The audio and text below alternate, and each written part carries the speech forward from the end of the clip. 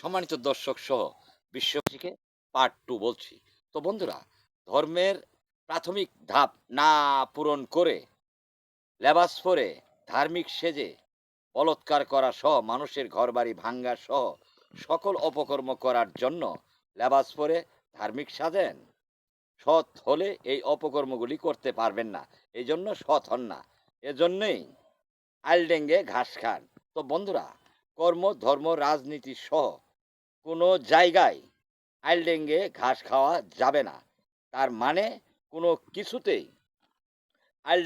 আলডেঙ্গে অপরাধমূলক কর্মকাণ্ড করা যাবে না। কারণ এগুলি সৃষ্টিকর্তা ও বিশ্বনবী সহ পবিত্র কোরআন সহ কোনো ধর্মই সমর্থন করে না।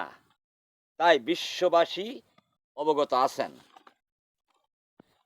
তাই এই কাজগুলি সংস্কার প্রক্রিয়ার মাধ্যমে দ্রুত গতিতে বিলুপ্তি করে দেব বিশ্ব থেকে। তো বন্ধুরা, বিশ্বের ৮০০ কোটি মানুষ আমরা সৃষ্টিকর্তা ও বিশ্বনবী সহ কোনো ধর্মীয় গ্রন্থের মতেরই মানুষ না। তো বন্ধুরা, আমরা মানুষ এই পৃথিবী নষ্ট করেছি, আমরা মানুষই ভালো করব। তো বন্ধুরা, এই পৃথিবী ভালো করতে যা লাগে সব কিছুই সৃষ্টিকর্তা ও বিশ্বনবী বেশি বেশি করে দিয়েছে, যা বিশ্ব নেতাদের সৎ মেধা না থাকা কারণেই তারা সেটা প্রতিষ্ঠিত করতে পারতেছে না। যদি পারত, জাতিসংঘ আজ জাতি ধ্বংস হতো না। মেধা আমি দেব। তাই প্রাথমিকভাবে জাতিসংঘ সহ সকল বিশ্ব নেতাদেরকে সহযোগিতা করার জন্য মেধা দিতে চাই।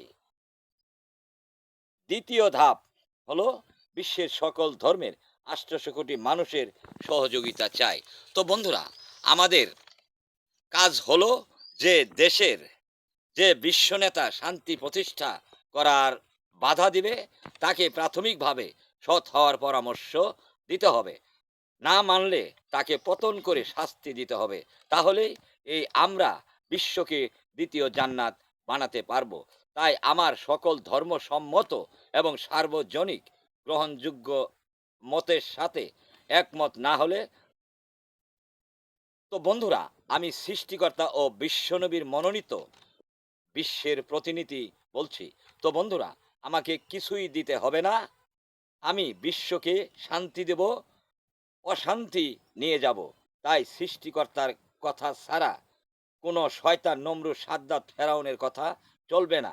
তাই শান্তি মিশনে কোনো অগ্রগতি না দেখতে পাই, ধ্বংসলীলার কাউন্টডাউন শুরু। তাই ২০৩০ সালের মধ্যে মানবজাতির ইতিহাস চ্যাপ্টার ক্লোজ করে দেব। ধন্যবাদ। সৃষ্টিকর্তা সর্বশক্তিমান।